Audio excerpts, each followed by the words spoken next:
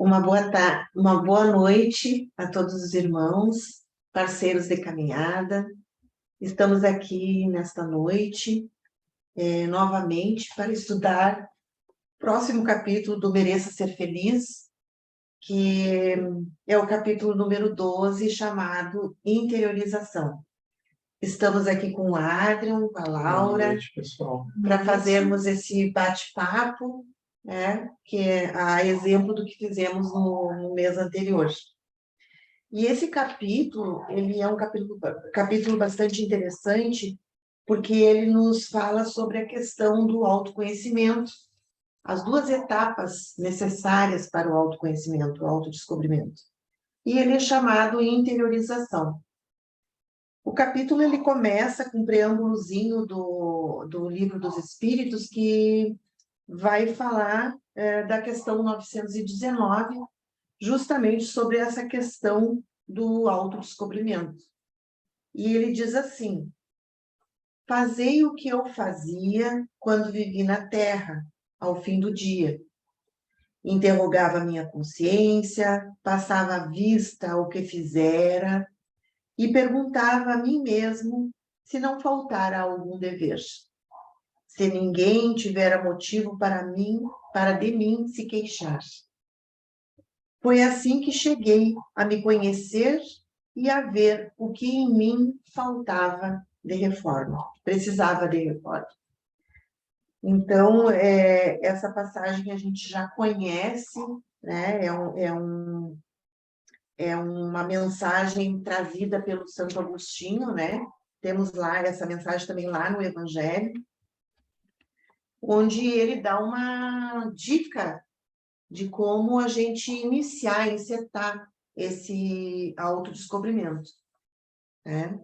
E o capítulo ele vai falar sobre essas questões, sobre esses dois pontos, né? Dois níveis, vamos dizer assim, desse autodescobrimento.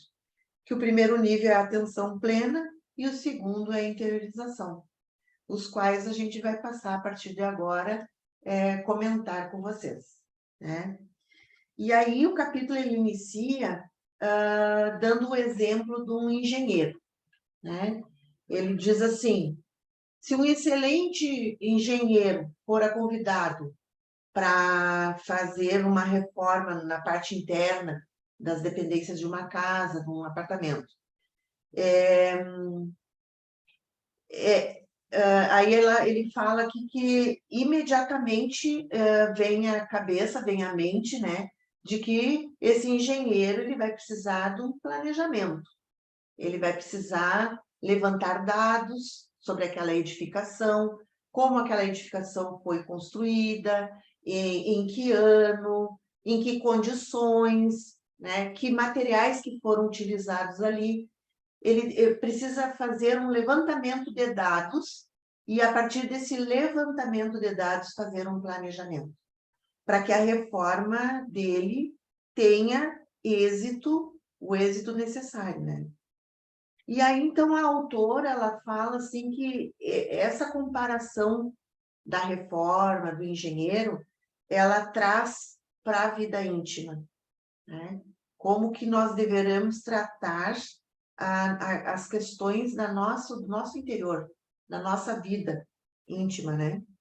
E aí, em questões assim de reforma, que reforma nós poderemos fazer no nosso eu, no nosso íntimo, enfim.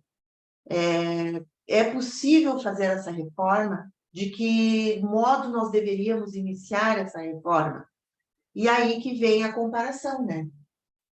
Que o engenheiro faz aquele levantamento de materiais, de condições, de data, enfim. Então, a mesma coisa quando se trata de uma reforma íntima, há necessidade de fazer esse levantamento. E aí o capítulo vem discutindo tudo isso, né? Então, ela diz assim: é a via de acesso para chegarmos ao estado íntimo do bom relacionamento com a sombra, a tal ponto de nos munirmos de condições para uma autêntica mudança. Então, nós temos que iniciar fazendo um levantamento. que é o preâmbulo aqui do Livro dos Espíritos que eu li há pouco, indica isso, né? Passar a revista naquilo que eu fiz durante o dia, se eu fiz alguma coisa que fosse contrária à minha consciência, né? Ao meu dever, enfim, fazer esse levantamento. E com certeza nós vamos nos deparar com várias questões, tanto potenciais quanto algumas dificuldades que nós temos e que vêm nos acompanhando, talvez, durante séculos, durante milênios, sei lá. Nós vamos nos deparar com nossos equívocos, nós vamos nos deparar com as nossas dificuldades, assim como nós vamos nos deparar também com todos os aspectos positivos que nós construímos até então. Mas o capítulo ele vai nos ajudar mais a lidar, vamos dizer assim, com aqueles dados sobre a nossa sombra, que a sombra um psicólogo aqui pode explicar melhor, que é um termo utilizado pela Hermance, mas a psicanálise também usa, né? Usa. O Jung, né? O Jung. A Jung, psicologia junguiana usa muito esse termo. sim.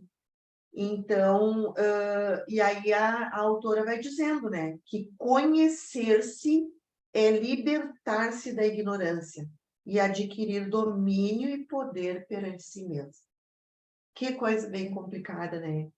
Que não é, ou seja, conhecer a nossa sombra não é eliminá-la, não é destruí-la, como a própria irmã se diz em várias outras abordagens. É transformar o que há em nós. Porque a gente não destrói nada que a gente já construiu. A gente renova, a gente se reinventa, a gente se transforma. Mas ela é muito...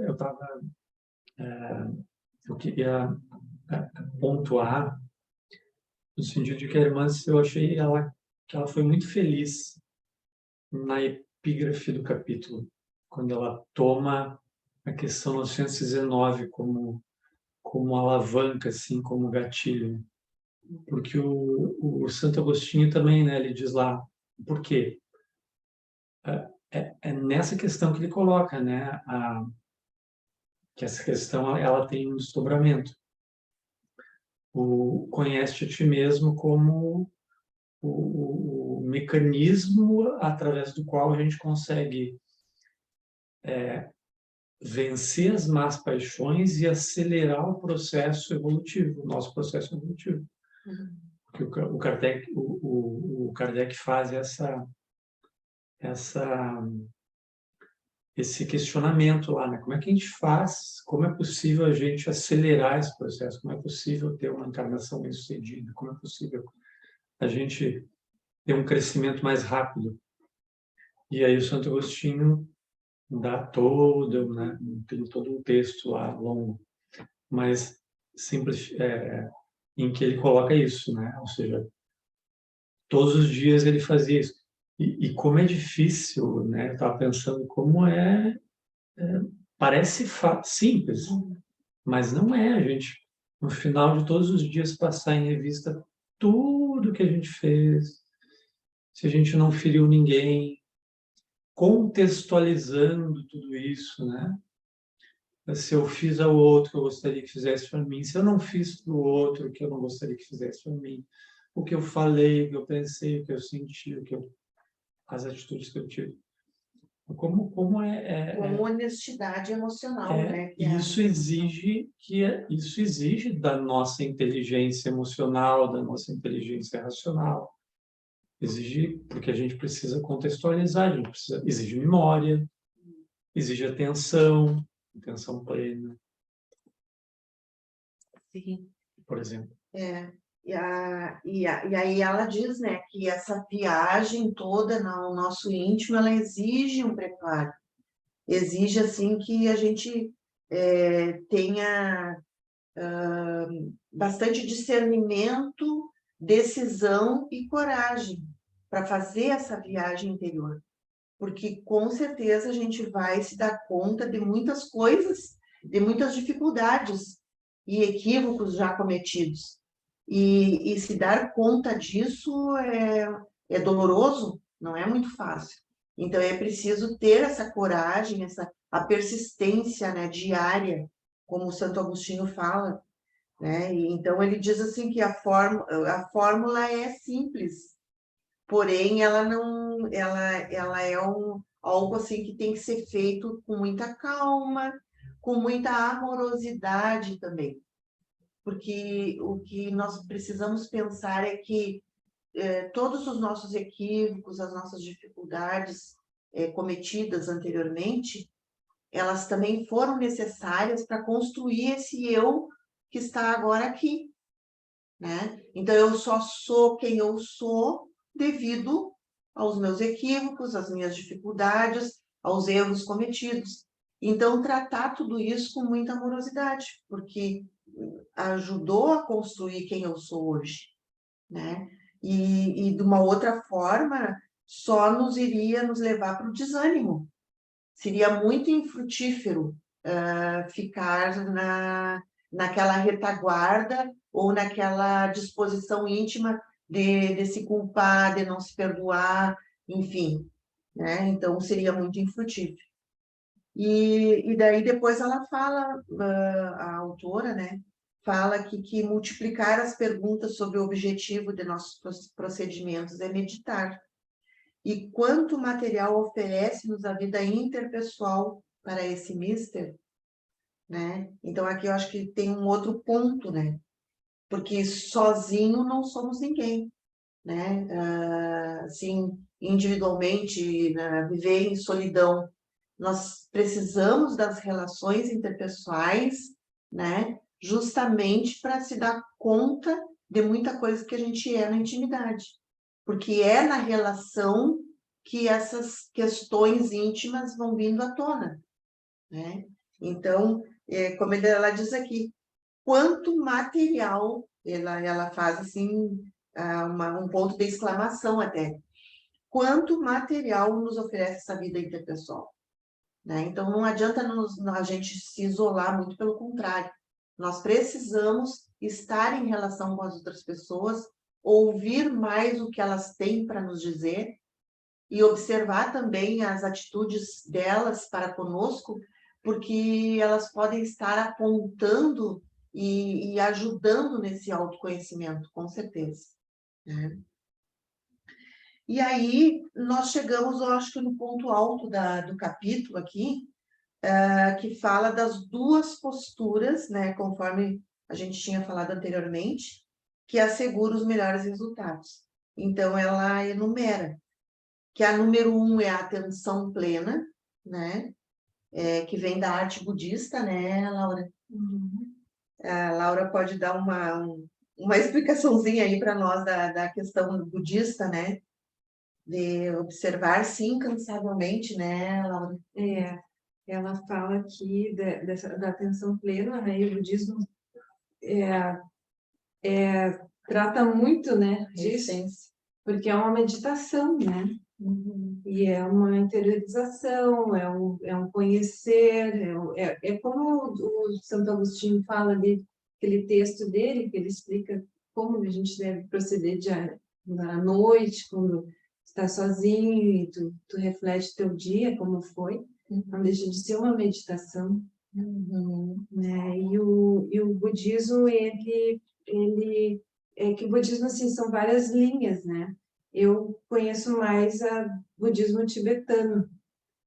E aí eu, procurando lá dos meus achados, dos meus perdidos e achados do budismo, né? Eu achei interessante, assim, só para complementar, né, o que a irmã se fala, né, que a meditação, ela significa direcionar a mente, treiná-la através da repetição até que enriqueça os nossos mais elevadas intenções espirituais.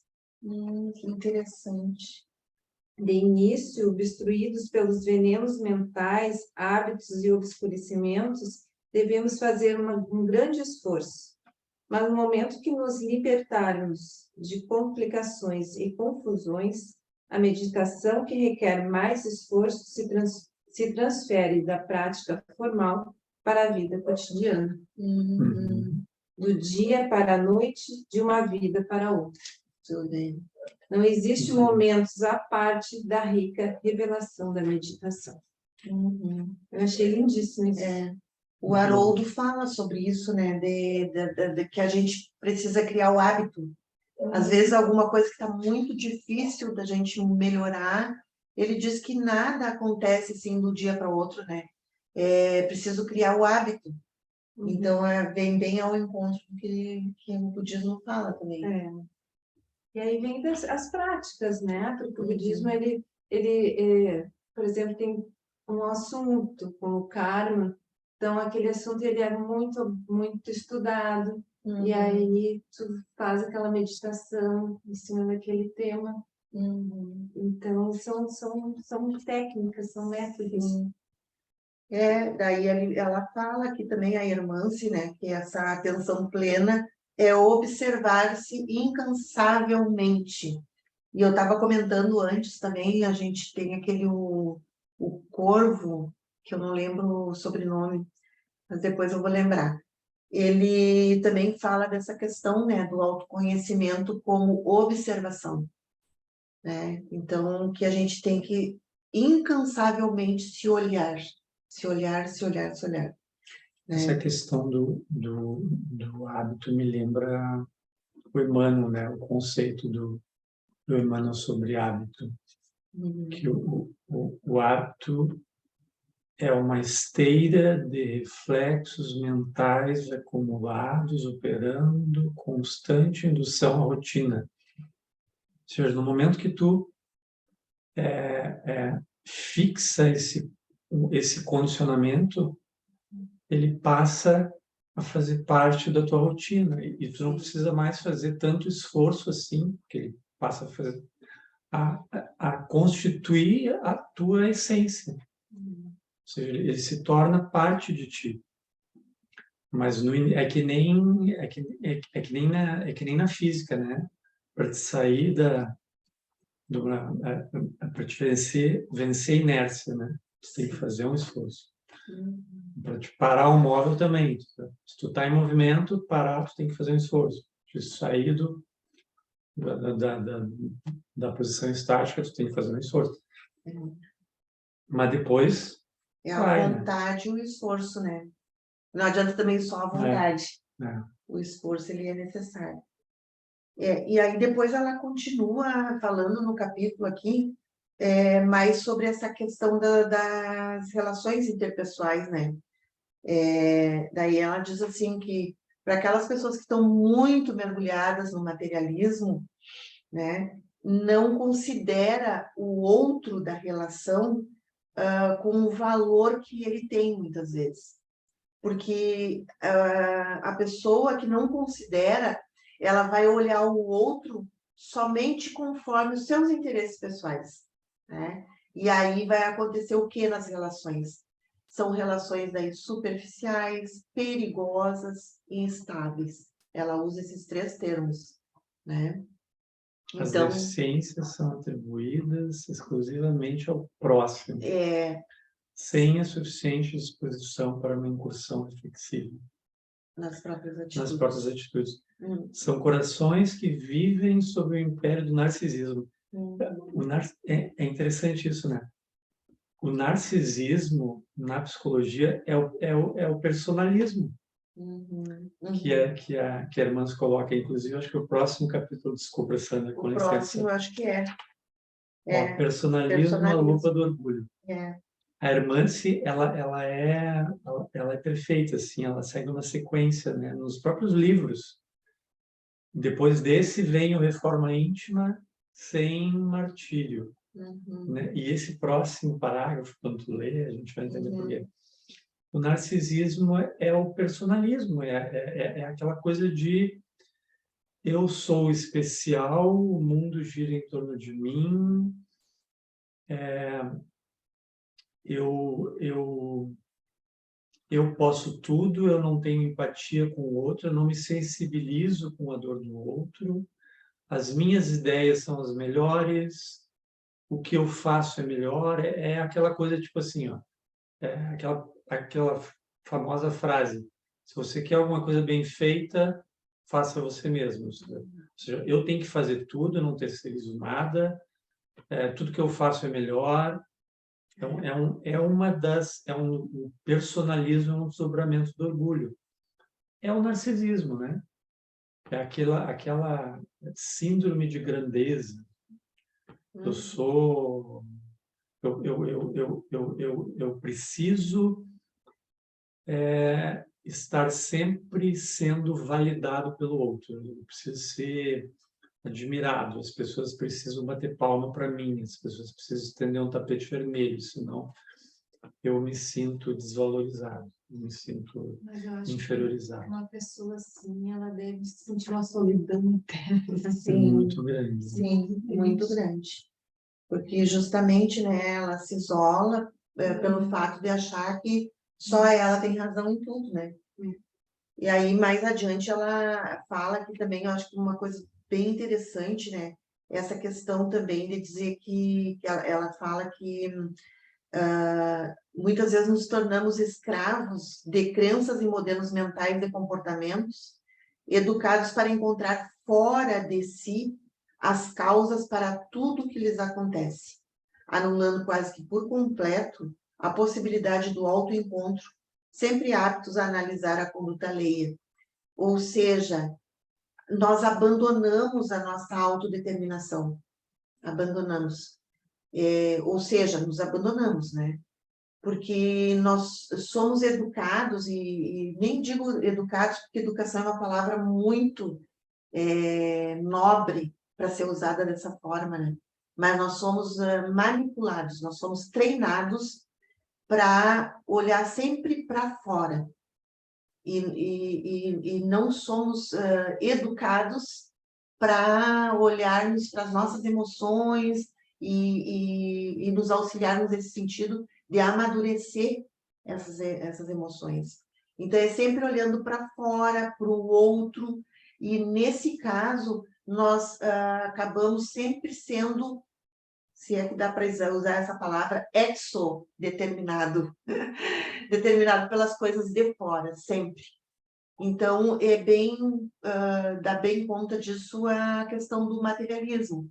Os estímulos que a gente recebe diariamente pelo materialismo, pela mídia, pela moda, né? Nós estamos sempre sendo estimulados nesse sentido e olhando sempre para fora. E esquecemos essa autodeterminação. E por conta disso a gente sofre. Porque muitas vezes nós nos comparamos com o outro, queremos ter aquele corpo esbelto, aquela pele maravilhosa, aquele cabelo brilhoso, lindo, sedoso, né? Que a moda nos dita, e a gente não consegue ter tudo aquilo e aí se frustra. Sandra, Sem falar que a gente não olha para a gente mesmo e não cresce, né? como é importante isso, assim, essa questão do educados para. É o famoso Maria vai com as outras, talvez, né? Tipo assim, a gente, uma das coisas interessantes, já que tu falou já que a gente estava falando, Sim.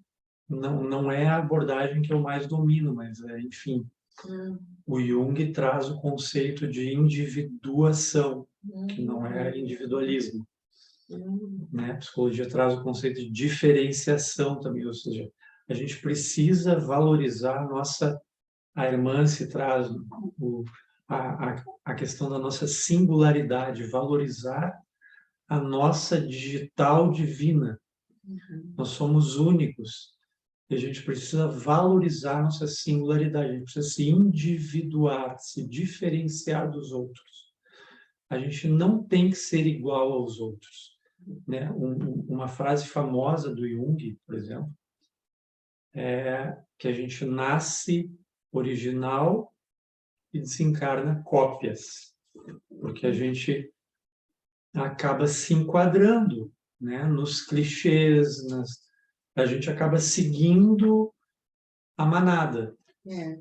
E como é importante isso, né? O próprio Krishnamurti, né, um educador indiano, dizia: estar bem adaptado a uma sociedade adoecida não é sinal de saúde.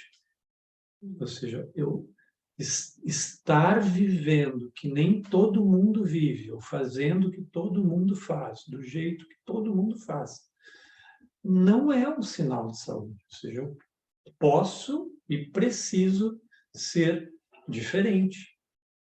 Não para pior, claro, né? Mas eu posso ser diferente para melhor. Eu não preciso seguir o que todo mundo faz. E eu devo buscar a minha individuação. O que é individuar-se? É quem eu sou, qual o meu propósito divino, por que eu estou aqui, que não é o mesmo propósito, talvez, da Laura, não é o mesmo propósito da Sandra. Não quer dizer que a gente não trilhe a caminhada juntos, mas nós somos diferentes, nós escolhemos um mesmo projeto, por exemplo, mas temos a nossa digital divina, Sim. né, que a gente deve valorizar. Isso está, inclusive, lá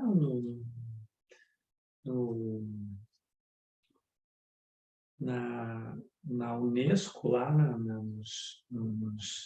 nos pilares da educação, nos 4 pilares da educação, né? Aprender a fazer, ser, etc. E o que é importante aqui é a gente fazer essa diferenciação, né, que se formos usar esse termo do Jung, que pode ser esse termo, mas a gente sabe bem que isso é só um termo, né, mas que abarca toda uma ideia. Se a gente vai usar essa ideia da individuação, ela é bem diferente do individualismo, né? Então não dá para... É a mesma coisa que auto-amor é diferente de egoísmo. Né? Então, às vezes a gente confunde. Ah, se eu tiver auto-amor, será que eu não vou ser egoísta? Né? Então tem diferenciação aí. Inclusive, Sandra, só para finalizar, é muito interessante isso. No conceito de sistemas, por exemplo, no familiar, conjugal, etc., uma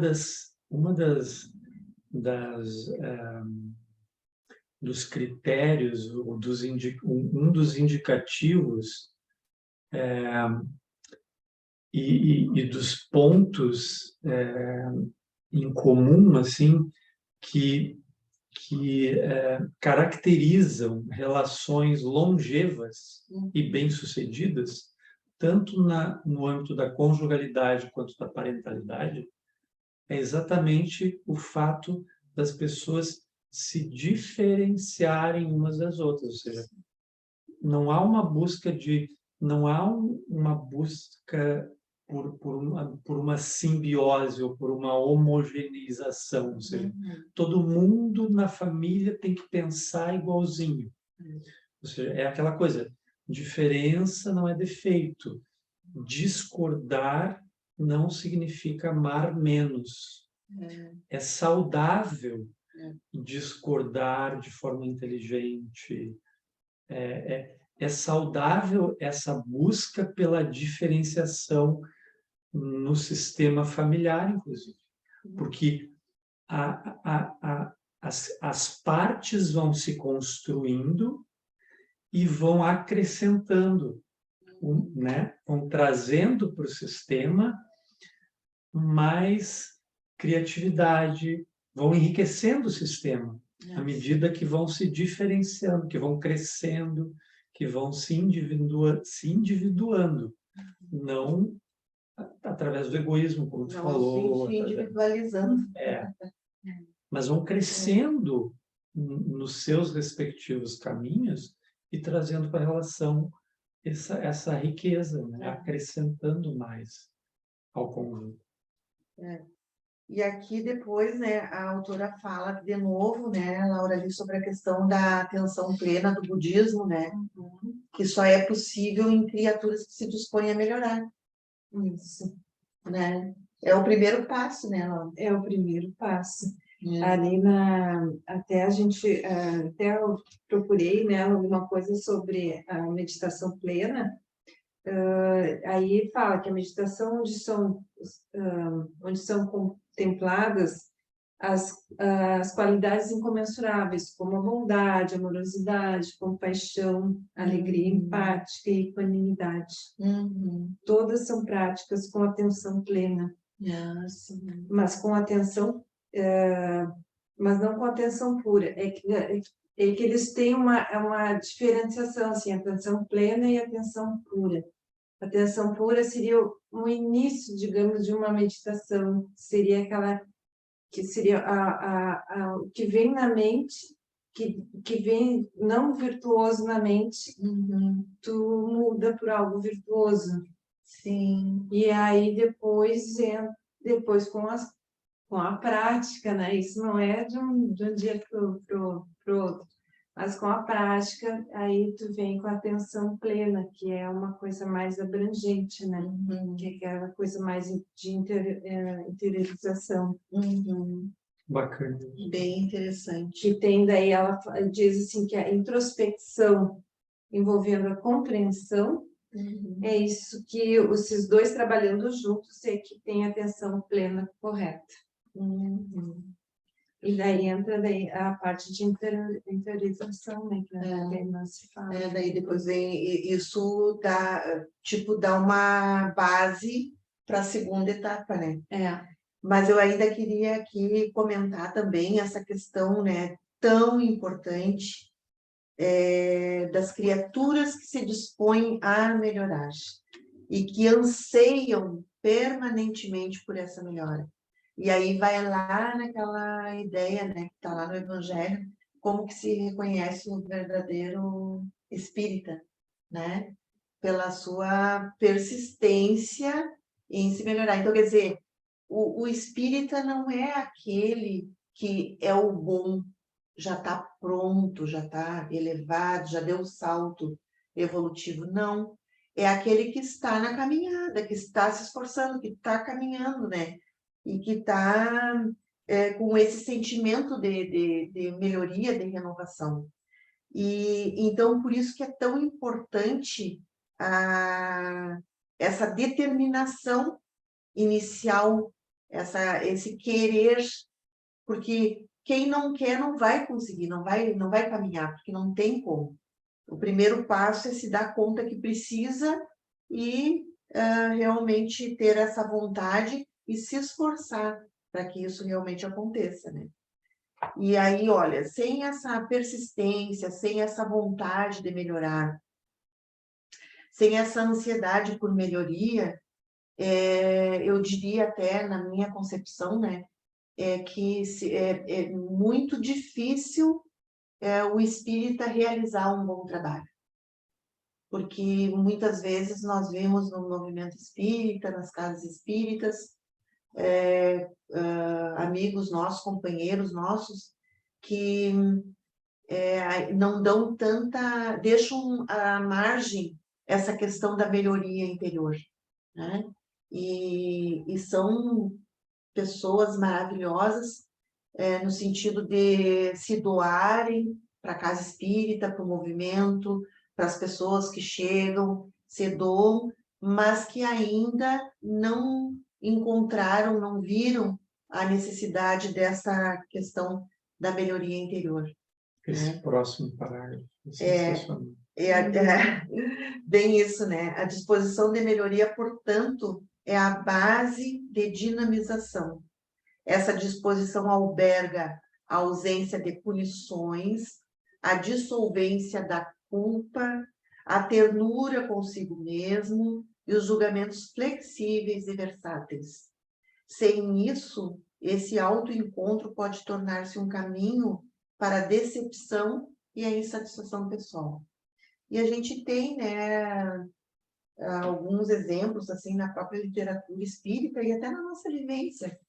Mas na literatura tem no livro da Hermance mesmo, Quem Sabe Pode Muito, Quem Ama Pode Mais, onde fala sobre a situação de uma presidente de uma casa espírita, né? Que é uma trabalhadora, assim, incansável, muito simpática com todos, e, enfim, tudo de bom, né? Mas ela mesmo não está bem.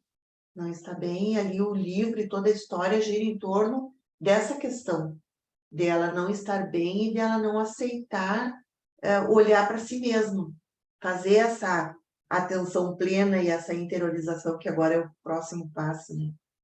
Então, eu lembrei da palestra do Haroldo, ele falando sobre os espíritas, sim, e aí ele falou do Chico, sim, de Boa, boa. uma mulher que chegou até ele, esperou, né, aquela fila para chegar até o Chico, e aí ela disse que precisava de um conselho, porque era sobre o marido dela, e aí o Chico disse, "Ih, deve ser, né, pensou com ele, deve ser problema, deve ser o bebe, ou algum problema assim."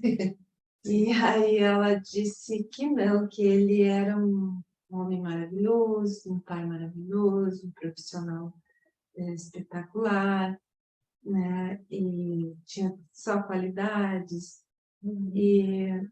E aí ele disse, tá, mas e qual é o problema dele? Disse, não, o problema é que ele não é espírita.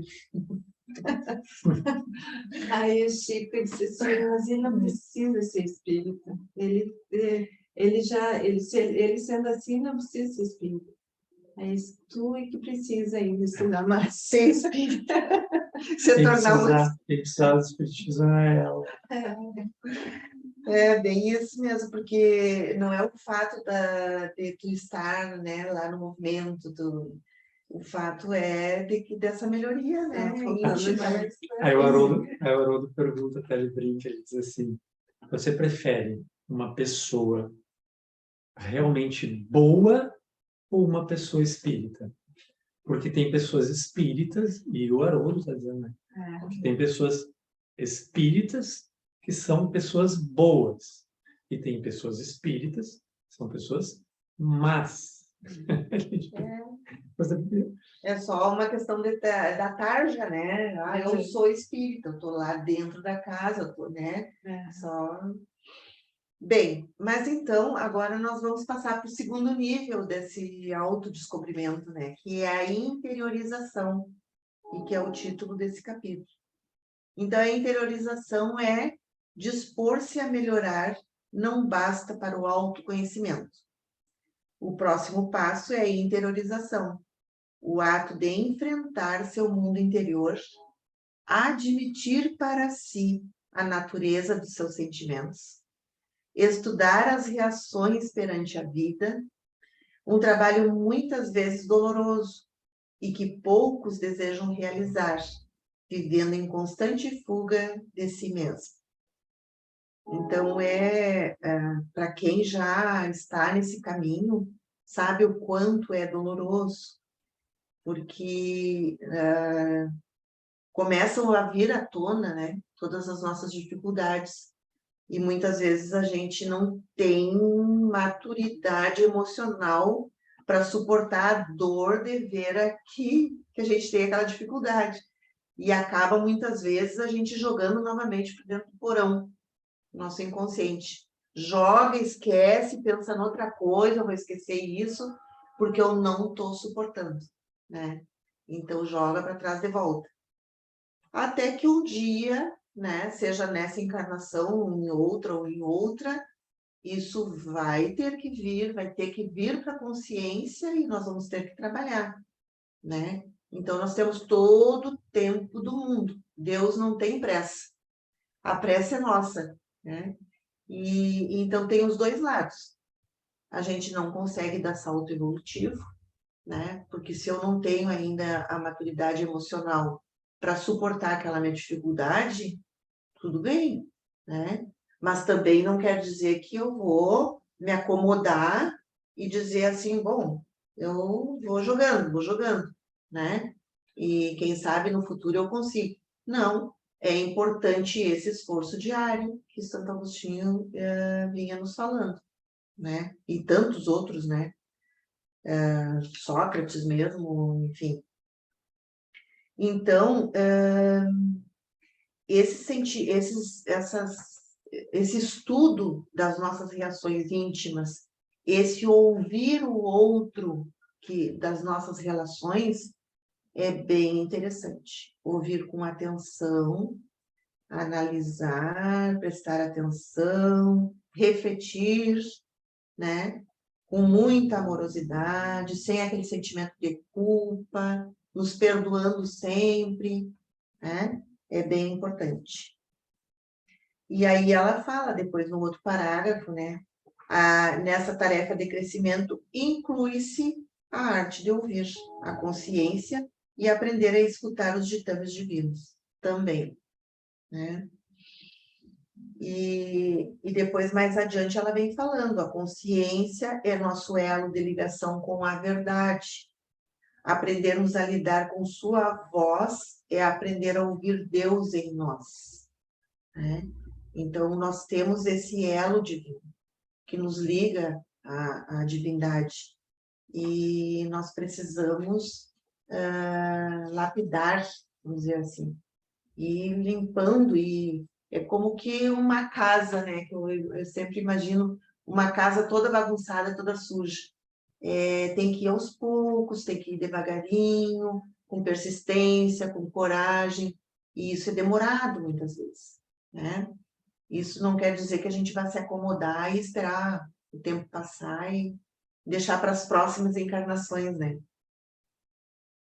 Então, essa interiorização seria, como ela diz aqui, a degustação mental, pelo que deu para perceber, né? A atenção plena seria a ideia, né? Juntar os dados, né? Captar os dados, e a interiorização seria mais o ato em si, da reflexão, do agir, do se movimentar, né? Dinamizar. E dinamizar principalmente as forças que a gente tem. Também no nosso interior não tem só equívoco e dificuldade, nós temos potenciais também divinos, né? Que também nos auxiliam nesse sentido. Até esses potenciais de nos ligarmos, né, com o nosso anjo da guarda, com os amigos da espiritualidade, que estão aí sempre disponíveis, não digo disponíveis, mas dispostos a nos auxiliar, né? E aí o capítulo vem chegando ao fim. Né? Daí ela vai dizendo assim que, na medida em que vamos descobrindo o desconhecido mundo de nós mesmos, nós vamos ganhando autonomia, paz, felicidade. Porque passamos a encetar a caminhada consciente da evolução. Senhores do eu, capacitando-nos para a liberdade, responsável em todas as direções do existir. Então, é bem diferente, né? Eu me tratar, eu, Sandra, como a Sandra dessas relações aqui atuais, né? É diferente de tratar a Sandra como espírito imortal, que está nesse momento aqui. É uma passagem, né? Está nesse momento aqui para aprender algumas coisas. Então, eu acho que a nossa caminhada aqui justamente é também para isso, para nos descobrirmos enquanto espíritos imortais que somos e tentar viver nessa perspectiva. Porque se tornar espírita ou ser espírita é aquele esforço que a gente deve fazer constante, né? Rumo à nossa melhoria. E não é estar pronto, e não é ser diferente do restante da população. Ser espírita, como essa história mesmo do Chico aí simbolizou bem, não é uma questão de eu estar lá na casa espírita, assinar um documento dizendo que eu sou espírita, enfim, assumir essa questão. Não.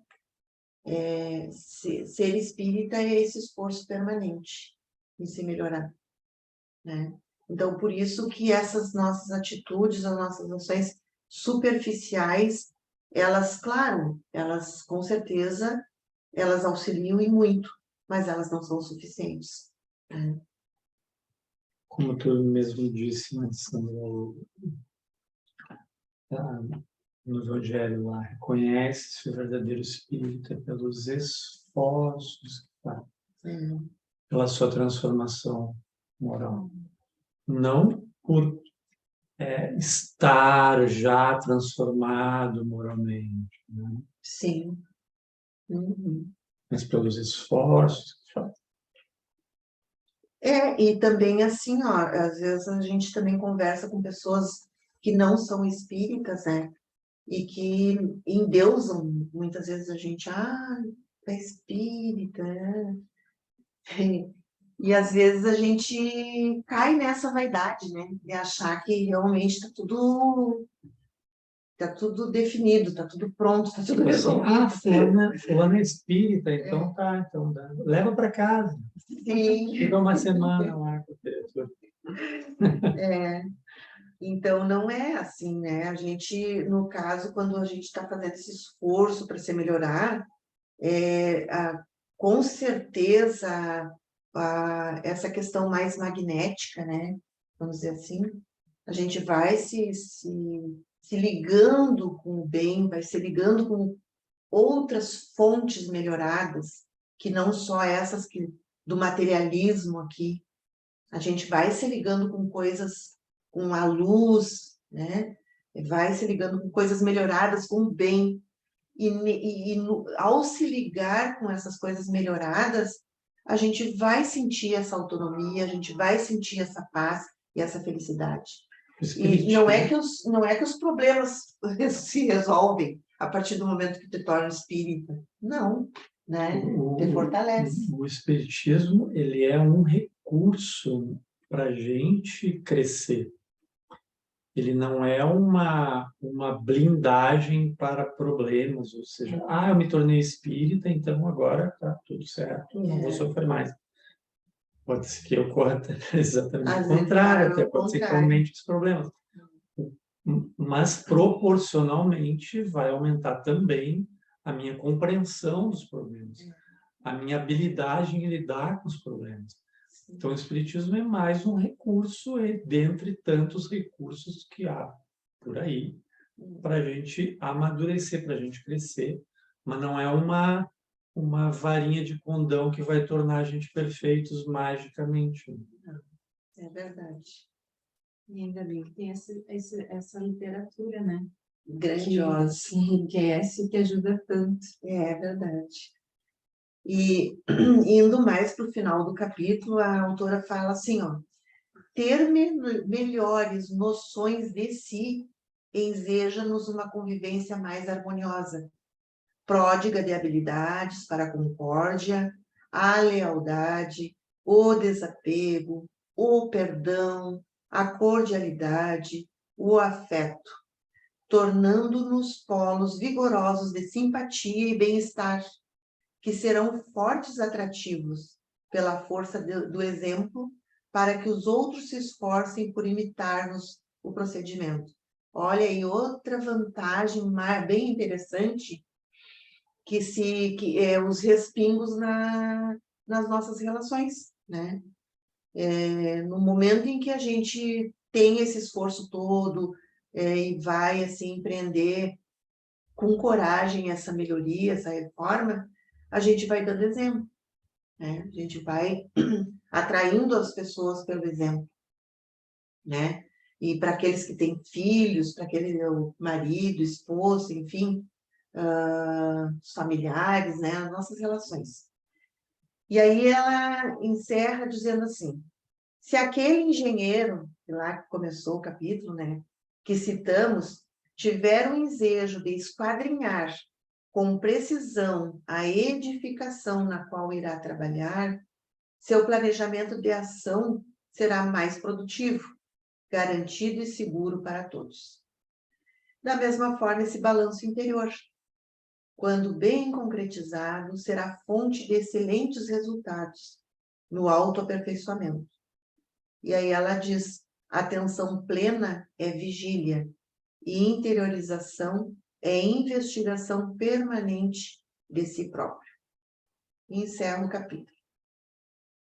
Então, é bem interessante, né, essa questão da investigação permanente de si próprio, né? Uhum. A atenção plena seria aquela parte mais, como a gente já tinha dito, da ideia, né? Uhum.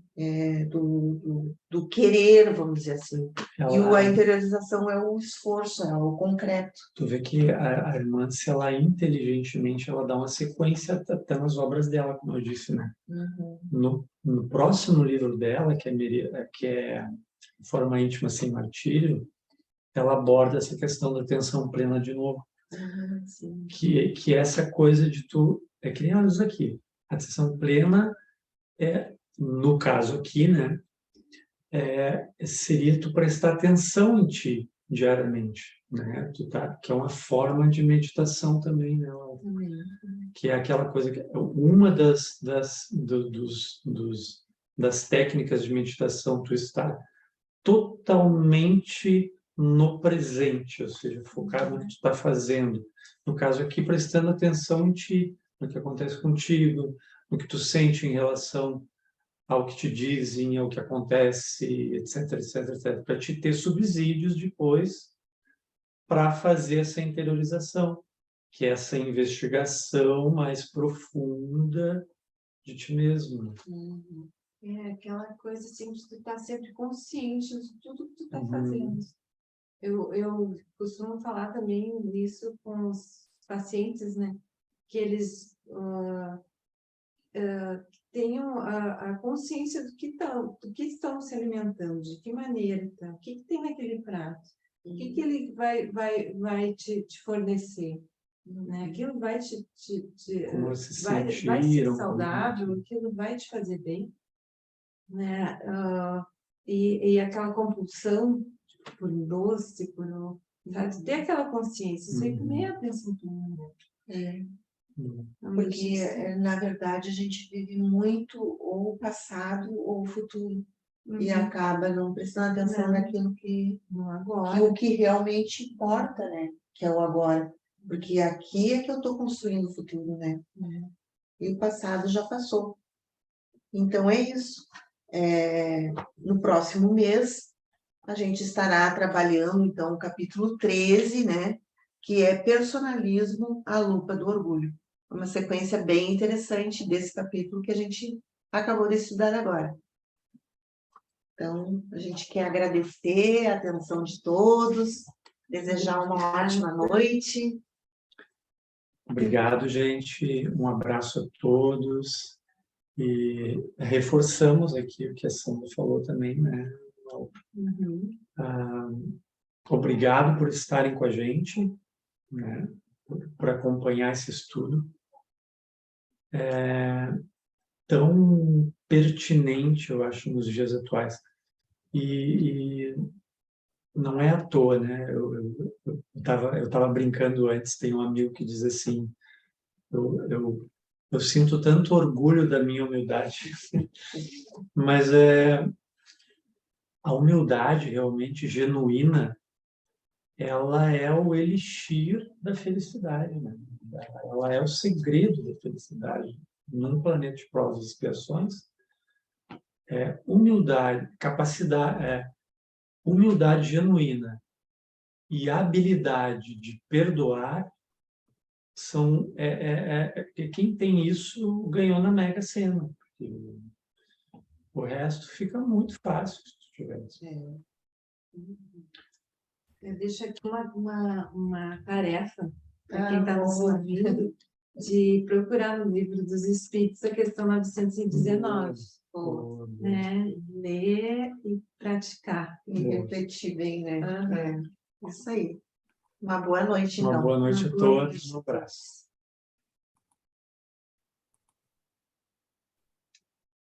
Foi bem leve, né? Bem leve, assim, bem interessante. Bem bom.